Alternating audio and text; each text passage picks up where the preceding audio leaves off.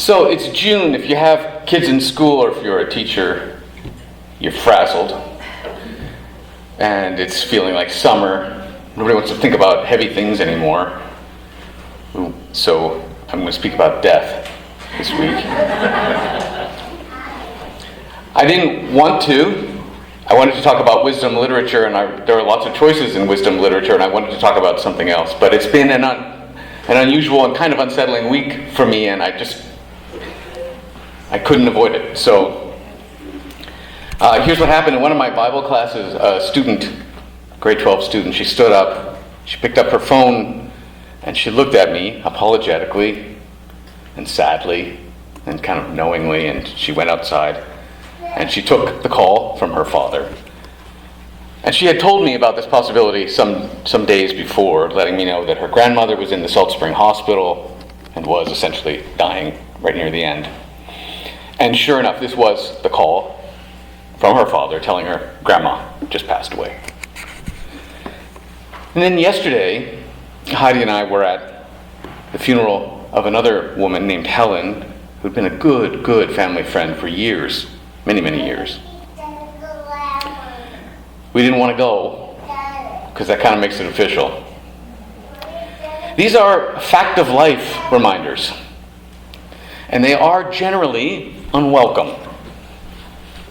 We tend to neglect death as part of life, and so we make light of it sometimes. That's one way we avoid it, make light of it with humor, right? Cemeteries are really popular. People are just dying to get in.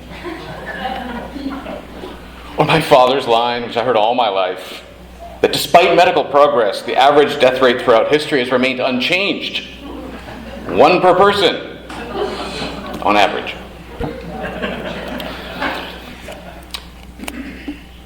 Last week we celebrated Zoe's baptism, and it felt like a beginning. It wasn't the beginning of her faith journey, certainly, but it was the beginning of an important chapter in her story. So last week's service and the Ross Bay Beach baptism, it felt so hopeful. It felt like morning. So I had a Sunday of beginning last week, followed by a week of ending. And we don't tend to like that gloomy combination of events. But it does show us an uncomfortable truth in this human existence. Beginnings are always paired with endings. Open bracket, close bracket. Always. So there are various ways we can respond to this. We can refuse to think about death and just ignore it. Just live our lives somewhat thoughtlessly in that regard. Or we can actively deny the reality of death. And we can live as if we really were immortal. Or we can accept the reality of death and even, in a way, embrace it in a healthy way, and therefore fear no evil as we travel through the valley of the shadow of death.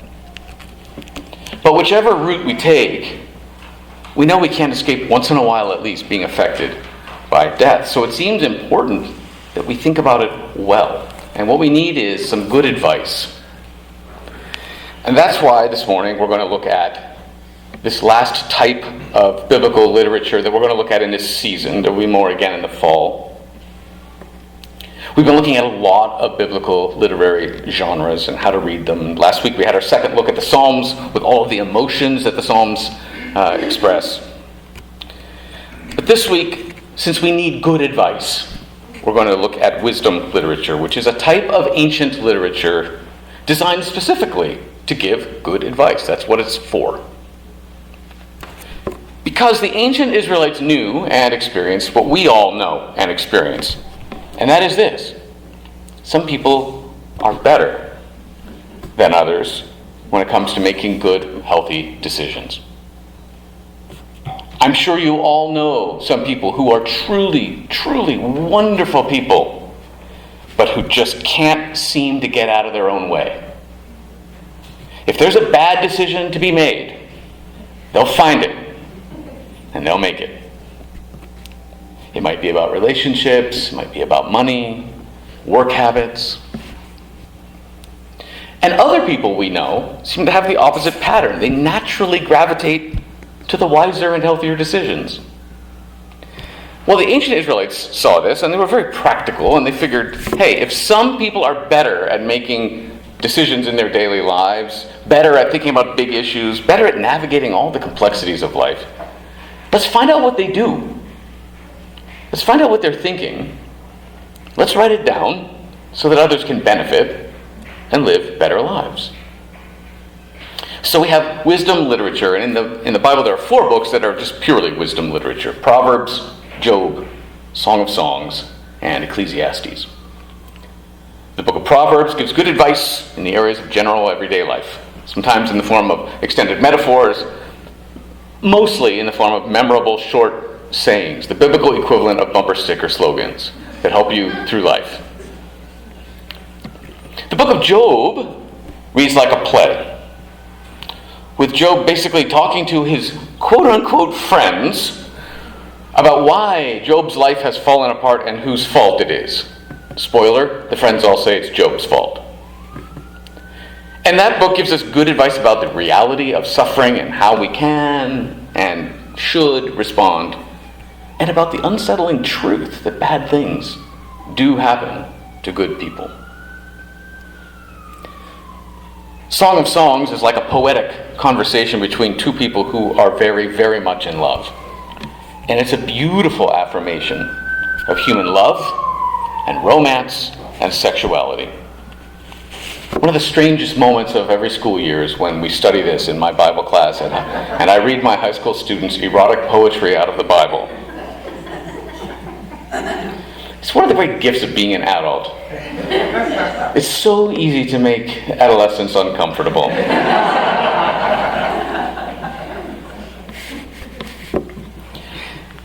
But our focus this morning is going to be the book of Ecclesiastes.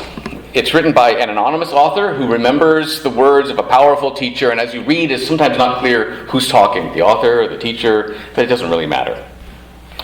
The subject is the reality of death and what it means for how we should live. Ecclesiastes is wisdom literature designed to give us good advice about death and, therefore, life. So let's return to the 3 options I listed when it comes to the reality of death, and let's see what Ecclesiastes has to say about each of them. So the first option I mentioned was just to ignore it. Don't think about it. Life is too crowded for these kinds of thoughts, so just keep your head down, stay busy, plod forward. If the topic of death comes up, just hope it goes away. And a lot of us do this on a fairly regular basis. But the book of Ecclesiastes just won't let us do it. It just won't allow it. Ecclesiastes is an over-the-top, in-your-face proclamation that death is real and that it's coming. One of the scholars I read who wrote a commentary on Ecclesiastes says, just as you would alert a friend if he was walking toward a cliff, Ecclesiastes alerts all of us that we are walking toward death. And one of the main goals of the book is to make death impossible for you to ignore. I want to read to you, and I'm going to be reading some passages from Ecclesiastes, a fair bit actually. I want to read you from the beginning. This is how the book opens. And it sets the tone. Just in case you're trying to ignore death, good luck. The merest of breaths, says the teacher. The merest of breaths. Everything is but a breath. Actually, sorry, I'm going off script. But I read one scholar said, blow in your hand. While you're blowing in your hand notices. As soon as you stop, the hand is unchanged. Our life is like that, says this teacher. What does anyone gain from all their labors at which they toil under the sun? Generations come and generations go, but the earth remains forever. And then we get a whole list of things that indicate these are patterns that just keep going, regardless of whether we're here or not. And it's beautiful, but it also gives you a sense of futility. That's the point. The sun rises and the sun sets and hurries back to where it rises again. The wind blows to the south and turns to the north. Round and round it goes, ever returning on itself. I think this is maybe the most powerful futility line. All streams flow into the sea, and yet the sea is never full. To the place the streams come from, there they return again. All things are wearisome, more than we can say. The eye never gets enough seeing, the ear never gets enough hearing. What has been will be again. What has been done will be done again. There's nothing new under the sun. No one remembers the former generations, and even those yet to be born won't be remembered by the ones who follow them. So that's how the book begins. And then from the final chapter, in case you're hoping for a happy ending,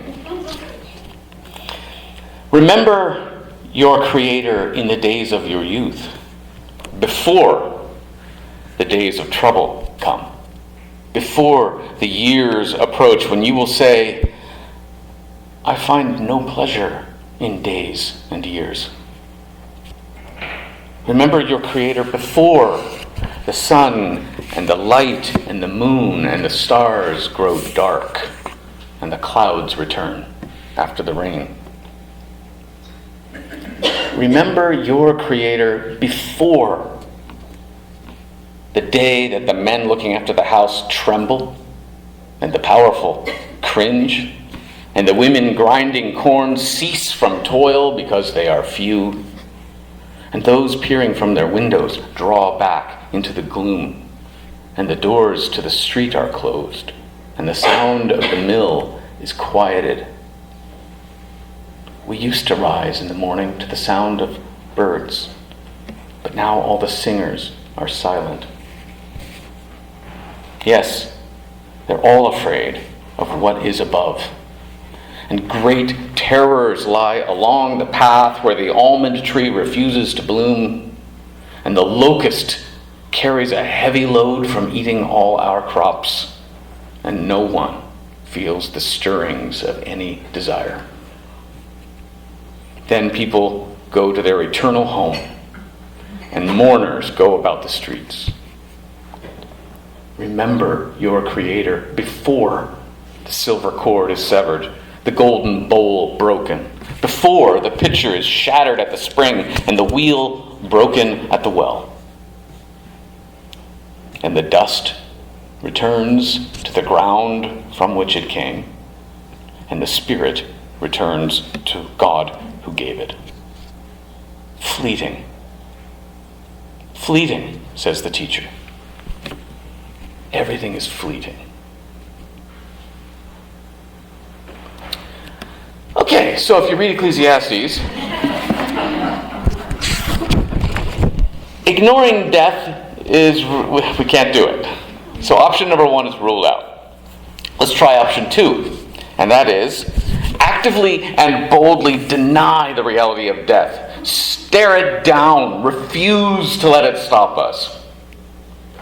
We could convince ourselves to be strong and independent, could call ourselves courageous, and live as if we were immortal, as if there were a reason for endless accumulation. Accumulation of wealth and power and knowledge and honor. If we live forever, it makes sense to gather as much as we can. Life is a race, we could say, and we want to be among the winners. Richer than the others, more powerful than the others, smarter than the others, more honored than the others. You might recognize in yourself and in others that a lot of us do this. We live life this way. This is our response. And Ecclesiastes has a lot to say about that too. In fact, you might say that the primary emotional punch of Ecclesiastes is actually a powerful takedown of this very view. And here is the summary of the argument. If you treat life as a race, says Ecclesiastes, you're going to be very disappointed when you realize it ends in a tie. And it does, because everybody dies. Everybody. One per person. And as a result, all of your toil, all of your worry, all of your sleepless nights as you aim not just to accumulate, but to accumulate more than others, all of that is utterly meaningless. Because when you die, all of those accumulated goods go to somebody else. Somebody who didn't even work for it like you did. Somebody who may not even deserve it. And that same injustice happens to everybody. It's a tie. So here's how Ecclesiastes makes this argument. The teacher, that's how the English translations often work with that Hebrew word, but it's actually a word that means someone who speaks at the gathering, at the assembly. And in Greek, the word for a gathering is ecclesia, and that's why the book is called Ecclesiastes. There, just a little bit of trivia for you. The teacher takes on the persona of someone like Solomon, someone like a king, who makes it his goal to be wiser than anybody else, to experience more pleasures than anybody else, and to be richer than anybody else. Takes on that persona, the persona of someone who wants to win the race of life. And after exploring all those things, here's the conclusion. The teacher says, so I hated life, because the work that is done under the sun was grievous to me. All of it is meaningless, like chasing after the wind. Can you picture someone with a butterfly net running around in a field trying to capture the wind? I hated all the things I had toiled for under the sun, because now I must leave them to the one who comes after me. And who knows whether that person will be wise or foolish. And yet they will have control over all the toil into which I have poured my effort and skill. This too is meaningless. So my heart, says the teacher, began to despair over all my toilsome labor.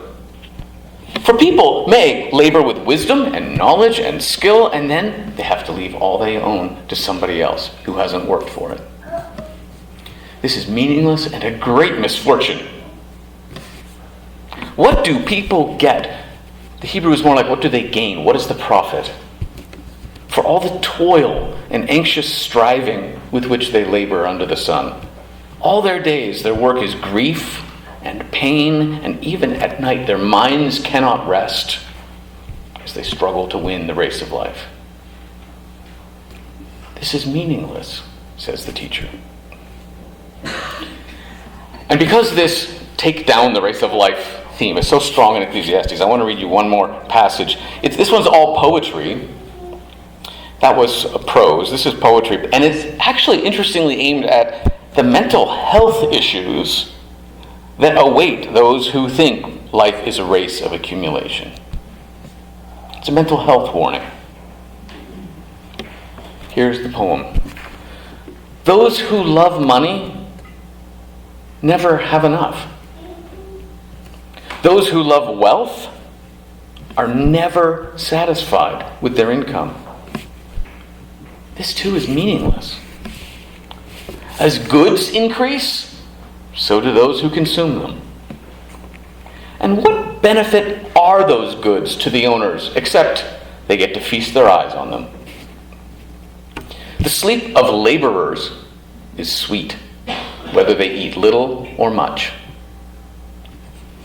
But the abundance of the rich permits them no sleep. I have seen a grievous evil under the sun.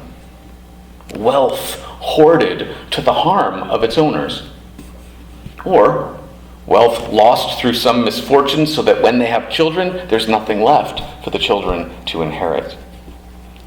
Everyone arrives naked with nothing from their mother's womb. And as everyone arrives, so also they depart.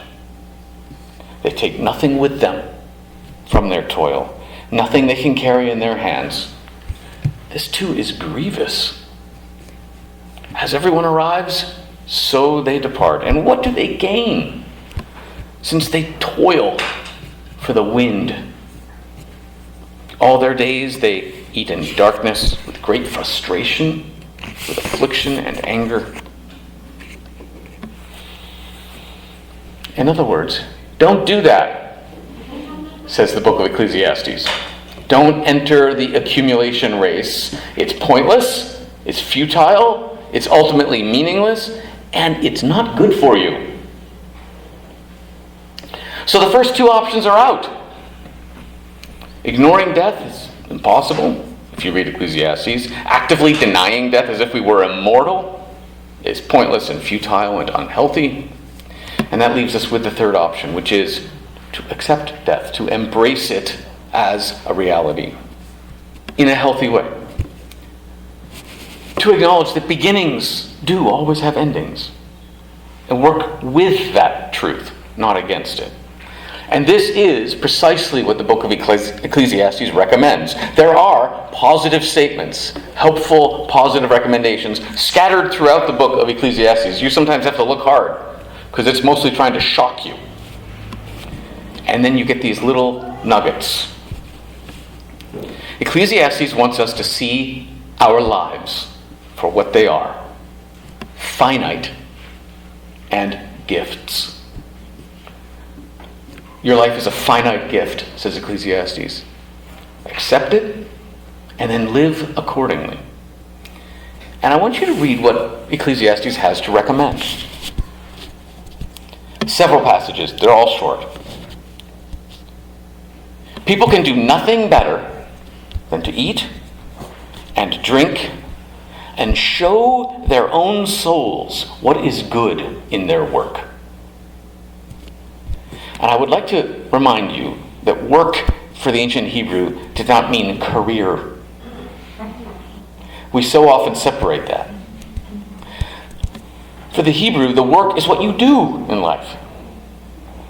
People can do nothing better than to eat and to drink and to show their own souls what is good in what they do in their lives. This is from the hand of God. For without God, who could eat or find enjoyment? And here's another one. I know there's nothing better for people than to be happy and to do good while they live, that each of them may eat and drink and find satisfaction in all their work. This is the gift of God. And from somewhere else. This is what I have observed to be good, that it is appropriate for people to eat, to drink, and to find satisfaction in their work under the sun during the few days of life God has given them, for this is their lot.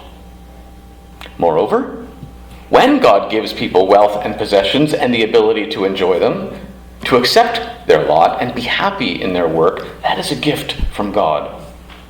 They are not burdened with the futility of accumulation, because God keeps them occupied with gladness of heart. I'm too busy being glad to worry about whether I have more stuff than my neighbor. And I want you to notice in that passage that having something is not necessarily, having some wealth and some health is not necessarily a recipe for disaster. It's a danger, of course. But as long as it is seen as a gift to be used wisely and generously, and not part of an accumulation race which is futile, there can still be joy and gladness. I don't know if you've noticed a pattern in the advice here. Here's the shortest formulation. It's really clear. It's to the point. It's just one little, sort of like 2 lines of a poem. Better 1 handful with tranquility than 2 handfuls with toil and chasing after the wind.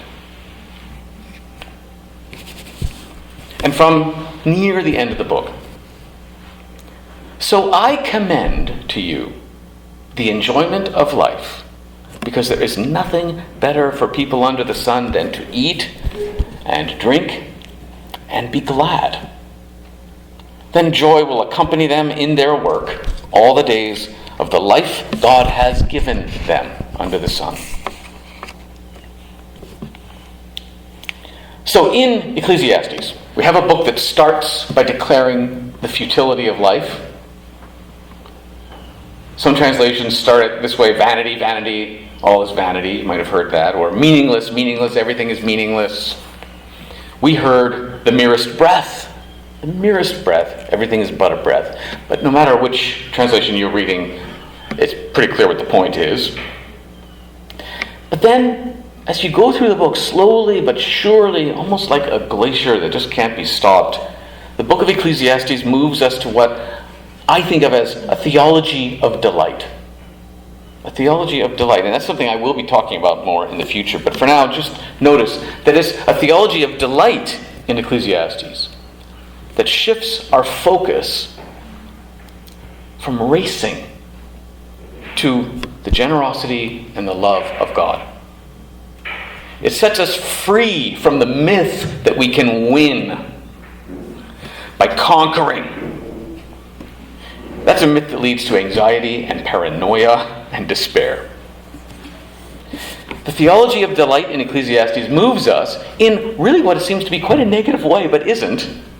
Moves us from conquering to receiving. From struggle to gratitude. Now, taken out of context, the eat, drink, and be merry passages I read you can sound like nothing more than hedonism. Like hedonism gets the Bible stamp of approval. Or perhaps they sound a bit naive, right? Just remember this one secret life hack, and you'll always be happy or very happy. But Ecclesiastes is not emphasizing the pursuit of pleasure above all else. There's a lot in there about following God's laws, because that's what's healthiest for everyone. And Ecclesiastes is not saying ever that life unfolds according to a neat and tidy formula where you're guaranteed comfort all your life. No, Ecclesiastes tells the truth. The truth that good things come to the guilty and bad things come to the innocent sometimes. That we will experience ups and downs and all the human emotions we explored last week in our look at the Psalms. Grief is real. Ecclesiastes isn't trying to avoid that. The book of Ecclesiastes knows it would be inappropriate for me to say to my grieving student in a classroom this coming week, or to Helen's family, our good friend Helen's family, hey, thumbs up, life's a gift. But despite all of that, and in the midst of all this complication, the book of Ecclesiastes powerfully and beautifully calls us to remember to put God, the loving Creator, at the center of all things. Remember your Creator in the days of your youth. And then, once you've done that, receive the simple, good things of life as the gifts that they are. God delights in our delight, Ecclesiastes tells us.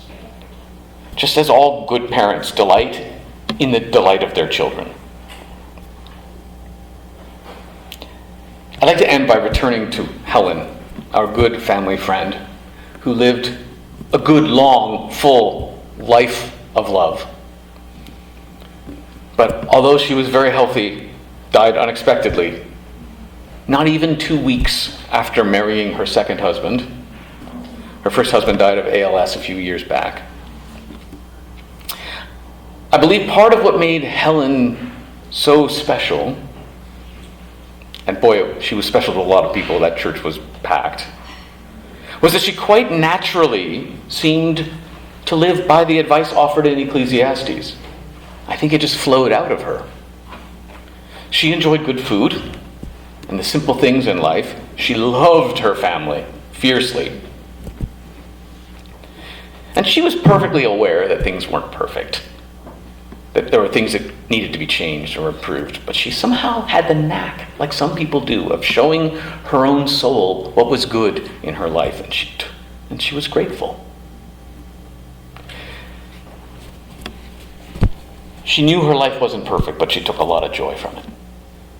And when you were talking with her, you had the sense that you were the center of the world, and that she was finding joy in you and in your conversation. You could talk to her about anything. She did not judge. And with a sparkle in her eye, she gave good, honest, raw, loving advice. And it was hard yesterday to realize that that's over for us now in this pre-resurrection era. The beginning of our friendship with Helen necessarily had to have an ending at some point. We don't like it, and we grieve. But it also forces us to remember the message and the wisdom and the good advice found in Ecclesiastes. And I want to end with just one last recommendation from the book of Ecclesiastes.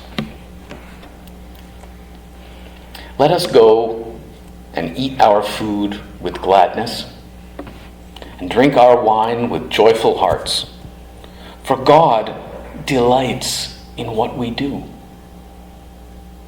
Let us enjoy life with those we love all the days of this fleeting life that God has given us under the sun. All our fleeting days.